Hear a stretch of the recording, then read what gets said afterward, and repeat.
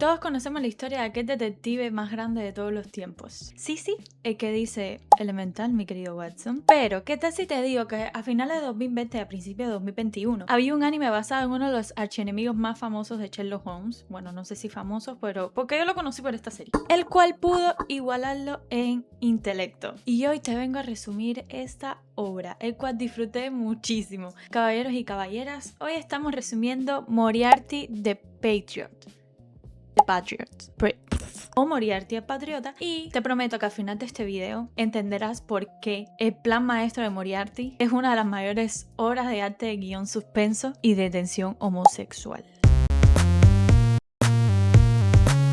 Si te apasionan las historias donde los villanos tienen mejores argumentos que el héroe o el anime en general, dale un buen me gusta a este video y sígueme en mis redes para no perderte nada de nadita, y sobre todo en mi Twitch, donde estaré pronto en vivo hablando de cualquier cosa. Te dejo los links en la descripción, pero también lo puedes encontrar en mi perfil. Se me olvidó decir que hay spoilers lo largo del video, y si es posible espero que te veas el anime antes de mi resumen. Pero luego del aviso, vámonos a Londres en el siglo XIX. Empezamos este anime con una escena de un niño leyendo un libro de Sherlock Holmes, y ahí sale una fotografía de Moriarty, de la versión original que salió en el libro escrito por Arthur Conan Doyle, La aventura de Problema Final. Pero la diferencia entre los dos Moriarty, para pensar. Para esta época, el Imperio Británico se había convertido en una potencia mundial, y debido a la estricta división social, el ciudadano promedio tenía pocas posibilidades de ascender a la cima, prácticamente nulas para ser sincero, y la despreciable nobleza gobernaba sobre todos. Y ahí vemos al joven William James Moriarty, analizando el caso de una serie de asesinatos a menores, con un detalle que conecta a las víctimas. Es que todos son de clase baja media,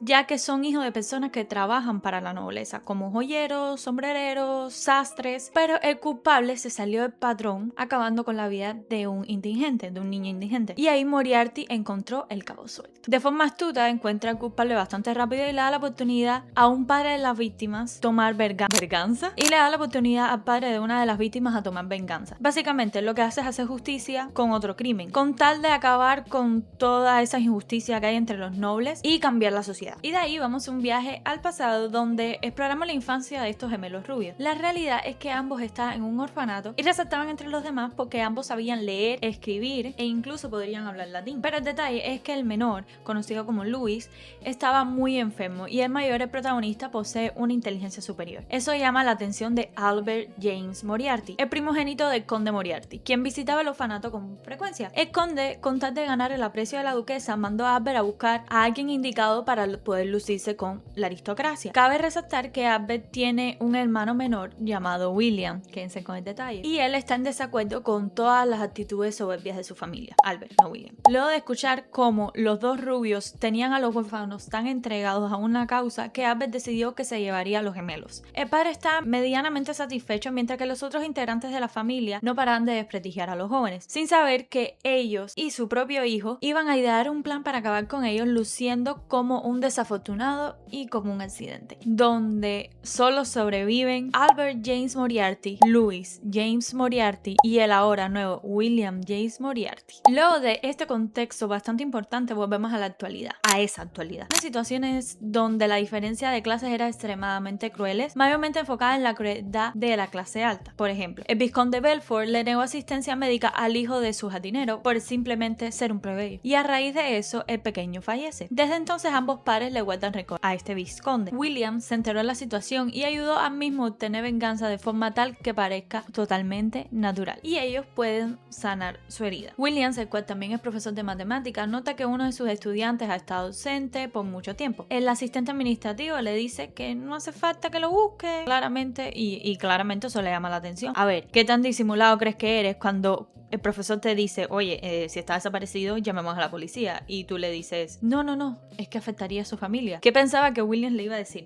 Nice. Claramente el asistente tenía el estudiante encerrado en un burdel bajo los efectos de las sustancias, ya que este estudiante estaba enamorado de una chica plebeya, cual él le pidió matrimonio y ella estaba esperando un hijo suyo. Pero este señor se entromete y le dice a la chica que el chico ya no quiere más nada con ella, y luego de drogarla simuló el asesinato de la chica como un suicidio cayendo al río. Lo importante de esta parte es que se nos presentan dos personajes clave para este anime. Tenemos a Sebastian Moran, un tirador experto y veterano de guerra, y Fred Porlock, experto en disfraces y artes marciales, los cuales ayudan a Moriarty a lograr que el asistente administrativo caiga en el río al igual que su víctima. Y aquí llegamos a un evento importante. Llega el Noatic, un barco transatlántico donde nuestro querido Moriarty y su equipo deciden que para reformar la sociedad y el sistema deben hacerlo sumiendo a Londres en crimen. Y el barco será el inicio de todo. Pero ahí Moriarty se encuentra con nada más y nada menos que con Sherlock Holmes, quien enseguida ambos se impresionan uno al otro por sus habilidades de deducción, pero William enseguida nota a Sherlock como una amenaza. Pero oigan, cuando Sherlock adivinó la profesión de Moriarty, mencionó, es elemental. Y cuando Moriarty hizo lo mismo deduciendo que Sherlock era adicto al cigarro y tocaba el violín, también le dijo, es elemental. ¡Uf! Me atrapaste. Es cine. Pero bueno, esta vez el objetivo era un noble que se dedicaba a cazar a la clase obrera simplemente por diversión. Y entonces la banda de Moriarty empezaron a ponerlo en situaciones bastante convenientes para que cobre la vida de un criminal, pero esta vez de la clase obrera. Y entonces William al inicio llega de casualidad, puro, ¿qué hago yo aquí? Y entonces se empieza a mostrar como un cómplice o como un aliado, para luego colocar el cuerpo en una zona donde todos vieran a ese noble atacando de nuevo cada vez para asegurarse de que estuviese totalmente muerto. O sea, todos los nobles lo empiezan a acusar, él pierde la cordura hasta un punto que se cae del barco como un accidente. Bueno, para que William James Moriarty termine de asegurarse la capacidad de Sherlock, otra vez comete un crimen en nombre de la justicia y criminando al detective haciendo que su nombre aparezca en la escena. Y Holmes no decepcionó porque terminó descubriendo que hay una organización y atrapó al verdadero perpetrador a que realmente cometió el crimen. La realidad es que querían saber qué tan lejos podría ir Holmes para descubrir la verdad. Se me olvidó decirle que para este momento introducen de igual manera como compañero de piso Holmes a John Watson. Sí, es de Elemental, mi querido Watson. Bueno, está ahí presente. Pero bueno, le habían ofrecido a Holmes acabar con el que llevó a cabo el crimen para poder saber todo. Quién fue y por qué decidió poner el nombre del detective en la escena. Obviamente Sherlock no lo hizo porque ya era sospechoso del caso. Lo entregó, pero la duda y el deseo de saber quién fue lo atormenta a diario. Y bueno, como ya mencioné, Sherlock se queda obsesionado con el tema, tanto que se va a investigar el caso de un aristócrata que falleció por una enfermedad convencido de que fue obra de la banda criminal. Los Moriarty. Y al final, sí fue por causas naturales y en el tren se encuentra con los Moriarty rubios. Sherlock los interrumpe deliberadamente para contarle sus hipótesis, señalando a William como la mente maestra detrás de todos los crímenes. William le deja claro que es imposible demostrar que no hizo nada como demostrar que hizo algo. Y Sherlock se ríe diciendo que era una broma, pero que sería increíble que fuese él. Nuestro protagonista le suelta: "Catch me if you can, Mr. Holmes". Ay, me encanta. Ahí también Williams dice que fue una broma. Ambos se ríen, pero entre broma y broma la verdad se asoma. Cuando el jefe de policía Lestrade va a buscar a Holmes y este les presenta a los Moriarty como si los conociera de toda la vida, ponen alerta a Lewis, por lo tanto que sabe Holmes de ellos. Pero aparece un caso de homicidio en una cabina encerrada sin salida. Ambos cerebritos se desafían a ver quién resuelve el crimen más rápido y Watson es el sospechoso porque apareció lleno de sangre. Tras una no tan rigurosa investigación, ambos chicos de IQ bastante alto logran identificar al culpable, el cual ya había buscado mostrar su inocencia. Holmes es quien lo identifica y Moriarty es el que planta las pruebas para que el perpetrador, esta vez se lo dije bien, confesara. Lo que significa es que William siempre estará por delante de Holmes por sus métodos poco convencionales. Pero bueno, luego pasamos que se revela que han robado documentos que contienen información de gran importancia para Gran Bretaña y la reina le da total libertad a uno de sus secuaces a utilizar cualquier método para recuperarlo. ¿Y quién es ese secuaz? Porque si nos introducen es porque es importante. Pues sí, no es nada más y nada menos que el hermano mayor de Sherlock, Mycroft Holmes, Microsoft, quien visita a su hermano solamente para decirle que tenga cuidado con las mujeres. ¿Acaso no se nota? No es una mujer la que es dueña de sus pensamientos. Bueno, pero no se equivocaba porque aparece un personaje muy importante, Irene Adler, una actriz retirada, ahora cortesana, que fue la que robó los documentos. Envían a Albert James Moriarty, quien es el coronel, a recuperar los documentos y eliminarla. Pero la misma ya empezó un plan para engañar al famoso Sherlock Holmes, y ya la familia Moriarty los tenía en la mira. Poderosísimo conde Albert organiza un evento solo para poder encontrarse con la señorita Adler.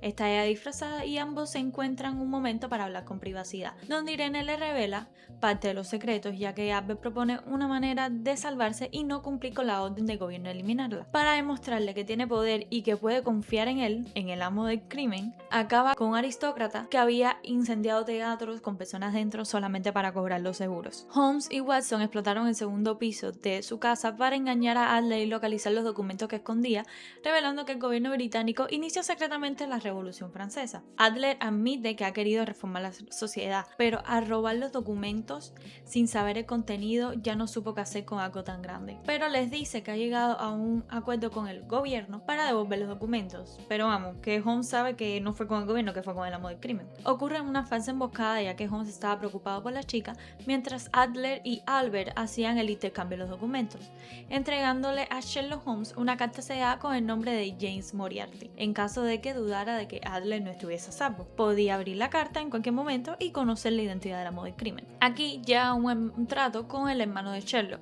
revelando su objetivo e identidades a cambio de silencio para mantener a Adler con vida. También revelando que la familia Holmes le debe su vida al imperio, pero le tienen la verdad oculta a Sherlock porque su hermano quiere que él viva una vida normal. La historia detrás es un poquito enredada, pero yo te la explico rapidito. Maximilien Robespierre era en secreto un espía británico, pero la razón de mantener los documentos, que son tan importantes como escandalosos, es que el verdadero nombre de Maximilien Robespierre era Cherringford Holmes. Por ende, los Holmes se deben entregar al imperio. En el caso de Mycroft, admite que también está evitando una especie de humillación personal. Obviamente, esto es para darle trama, porque Sherlock Holmes es un personaje literario, por ende no hay relación real. Esto lo digo para que no haya desinformación. Igual a este punto espero que te hayas visto el anime antes de estar aquí. Entonces, Irene Adler es declarada muerta por Holmes, pero él ya recibió una señal de vida de la chica, por lo que decide quemar el sobre. Ahora Adler es parte de la organización del amo del crimen y cambió su identidad a un hombre llamado James Bond. Moran no está muy de acuerdo con la identidad masculina de Bond, pero nadie más le ve problema, solo él, así que cierra el pico. Y empieza el primer trabajo de Bond, lo que se le complica un poquito porque deciden asaltar justo cuando ellos estaban ahí. Bond recibe una pequeña lección de Moran de cómo ellos trabajan y ella logra acabar con los asaltantes, atribuyéndole el mérito a la policía y sin haber lastimado a nadie. Fred, notando, muy observador y chiquillo, de que ya conocía a esas personas, por ende William ideó todo esto para poner a prueba a Bond. Y aquí, llegando a la mansión, conocemos al maestro de Moran y los hermanos Moriarty, Jack Renfield, o mejor conocido como Jack el Destripador. Pero calma. Resulta que la historia del que conocemos en este universo es un impostor del original.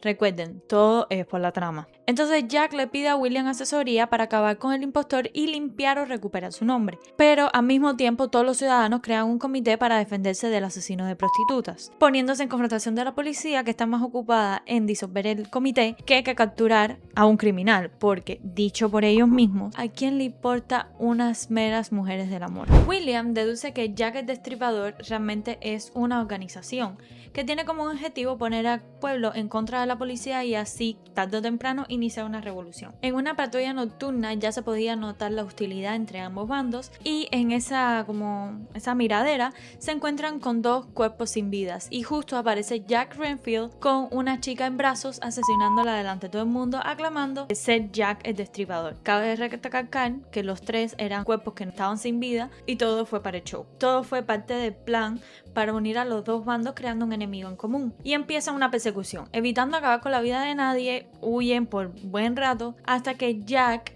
cambia de ropa con Fred para que Fred siga corriendo y el señor, ya mayor, pueda descansar. Y entonces cambiamos la escena a un grupo debatiendo sobre el fracaso de su plan. Y llegan los James Moriarty rubios, acabando con ellos en venganza de las chicas que perdieron la vida por su plan. Entonces acaban con todos, ¡boom! Explosión y misión completada. Pero lo que los rubios no sabían es que los estaba vigilando de lejos. Y ese autor intelectual es Charles August Milverton. Holmes investiga la causa del fallecimiento de esas personas y las atribuye a Jack el Destripador, aún sabiendo que fue el amo del crimen, pero no sabía explicar o comprender cuál fue la razón exacta. Pero bueno, arrestan a un presunto Jack el Destripador, un doctor inocente que fue incriminado. Lestrade sabe que algo no está bien y sabe que el jefe de departamento, Atherton, fue el que incriminó al inocente. Su compañero Patterson le sugiere que llame a Holmes para que roben el libro de cuentas, que ahí debe estar la evidencia. Pero luego de eso, Bond se reúne con Patterson porque buscan una forma de infiltrar a Bond dentro de la comisaría, que ahora mismo está doble custodiada. Pero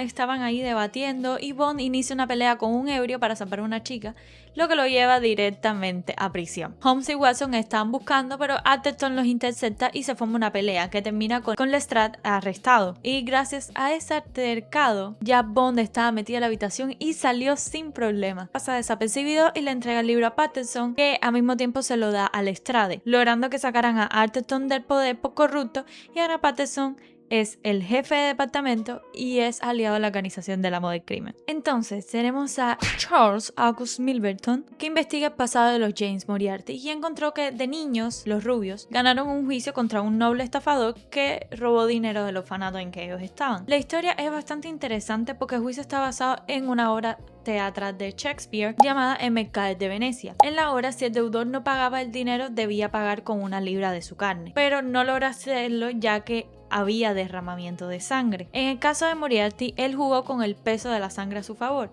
recibiendo el dinero que le debían y dándolo todo al orfanato. Siento que esto como que no influye directamente en la trama, pareció algo interesante mencionar. Entonces aparece un nuevo diputado, Lord Whiteley, quien busca ganarse el apoyo de la clase obrera con una reforma a ley. Debo decir que es como el Erwin británico. Son idénticos. Pero bueno, el mismo Lord sufre de un atentado del que logra salvarse. Y aquí vuelve a aparecer Charles August Milverton, revelando que la Cámara de los Lores busca acabar con ese diputado o al menos arruinan su reputación. Y así lo hicieron en la inauguración de un parque donde le atribuyeron la demora de la misma a él. Pero Lord Wisely se disculpó y no se defendió. Él solo quería ver a los niños felices, sobre todo aquellos que estaban discapacitados como su hermano. Al ver eso, los Moriartys le mostraron apoyo y Abel le reveló que la Cámara de los Lores estaba trabajando con la mafia y contrató al que llevó a cabo el atentado. Y le sugiere utilizar esas pruebas para chantajear a los altos mandos para que aprueben su reforma. Y nos dejan saber que un grupo de desvividores, bajo los mandos de Charles August Milverton, está detrás del hermano de Lord Wisely, Sam. Y así fue. Cuando Lord Wisely fue a chantajear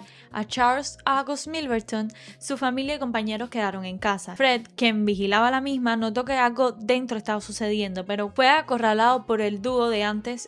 Espera, ¿ese no es Rampo de Bungo Stray Dogs? Secuestraron a la familia de uno de los compañeros de Wiley y tenía que acabar con todos y cada uno de los integrantes si quería que su familia siguiera viva, incluido el pequeño Sam. Sumido en la desesperación, Lord Wiley cobra la vida de culpable, recibiendo el apoyo de los Moriarty para que él le entregue la vida a ellos. Pero ¿cómo quería que le entregara la vida? Bueno, Lord Wiley fallece en manos de William James Moriarty, atribuyendo el crimen cometido en la casa al amo del crimen, convirtiéndose en un mal necesario. Pero Watson no perdió tiempo, llega a casa con su prometida Mary, la cual necesitaba saber qué le había pasado a su padre. Todo resultó ser una farsa porque Mary solo quería saber dónde estaba el tesoro, ya que había encontrado la ubicación del mismo, el cual cobró la vida de su padre, y además se había encontrado con un cuerpo sin vida. Ya más involucrados no podían estar. Holmes ubicó a los ladrones y los siguieron hasta el río, donde los ladrones en acto de desesperación lanzan el tesoro al río. Mary, al enterarse, rompe en llanto y Holmes confirma que a ella solo le importaba el tesoro porque estaba siendo chantajeada por cosas que ella hizo en Francia, por nadie más y nada menos que ¿quién? Charles August Milverton. Y él mismo, como si hubiesen llamado a mismísimo diablo, aparece en casa de Holmes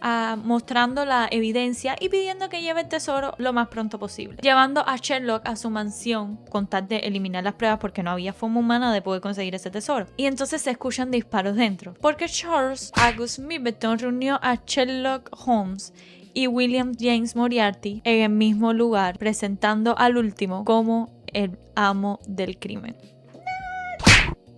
Charles August Milverton quiere que Holmes arreste a Moriarty porque si el anfitrión muere, revelará la identidad del amo del crimen al país y perjudicaría la boda de Watson.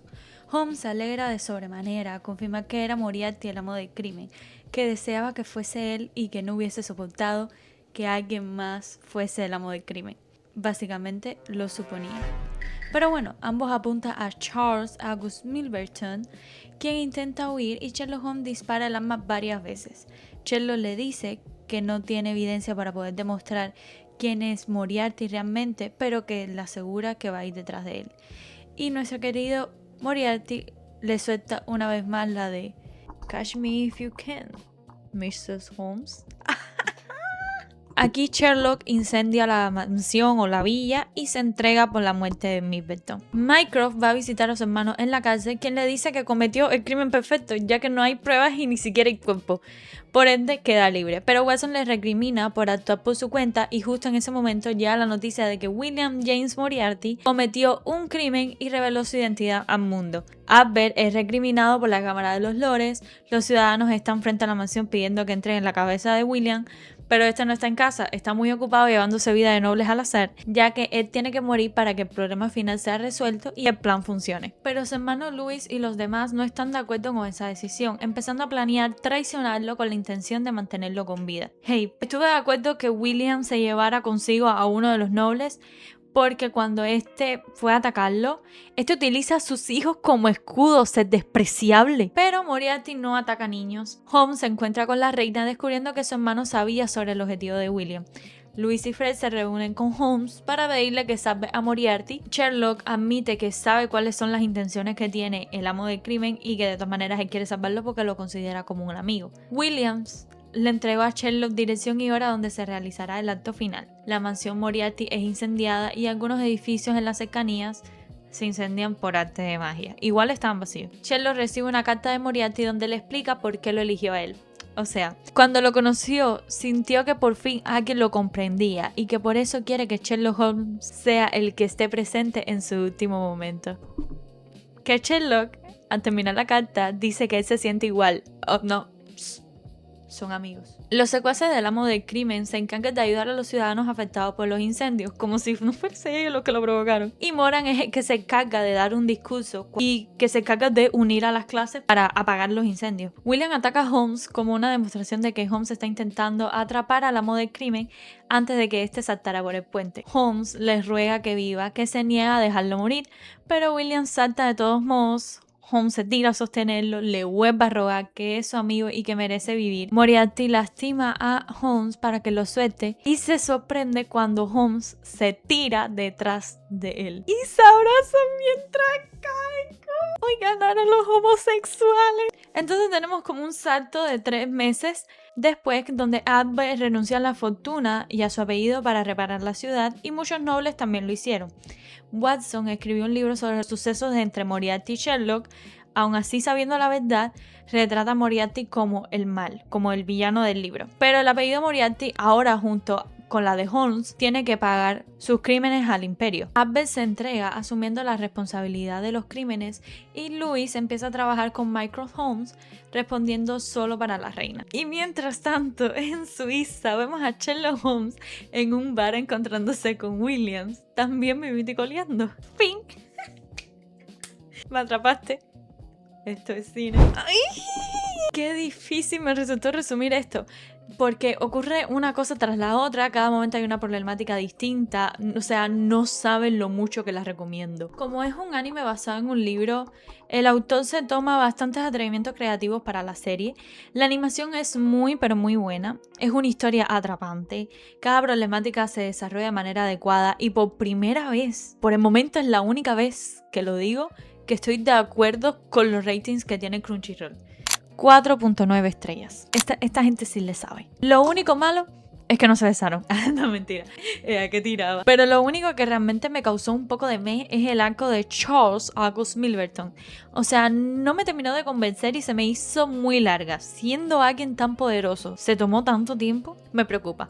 Aunque de todas maneras su función principal era poner a Sherlock Holmes y a William James Moriarty cara a cara para dar inicio al problema final. Es que siento que este anime tiene tantas cosas positivas a su favor. Te entretiene, te culturiza y al menos a mí me dieron ganas de investigar. Me leí El Mercader de Venecia, nada más porque me dio curiosidad el juicio. Y lo vuelvo a decir, si no has visto este anime y llegaste hasta aquí, tienes que verlo porque me salté muchas cosas para poder resumir y aún así mencioné el capítulo de relleno de juicio. Pero cuéntame qué te pareció, si lo vas a ver, no lo terminaste de ver o no sé qué razón, déjamelo saber en los comentarios que los estaré leyendo. No olvides suscribirte, dejar tu like y compartir con más personas para que puedan acceder a este contenido de calidad. Vamos, que disfruten mucho viendo este anime de nuevo y haciendo este resumen. Igual sígueme en mi Instagram donde voy dejando pistas de cuál será el próximo video.